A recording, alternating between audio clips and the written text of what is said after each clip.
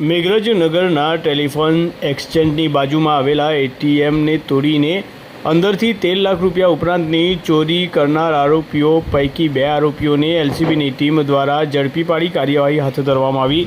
આજરોજ તારીખ 11 ઓગસ્ટે સાંજે 6 થી 7ના અરસામાં જિલ્લા એલસીબીની ટીમ દ્વારા આપવામાં આવેલી માહિતી અનુસાર મેઘરજ નગરના ટેલિફોન એક્સચેન્જની બાજુમાં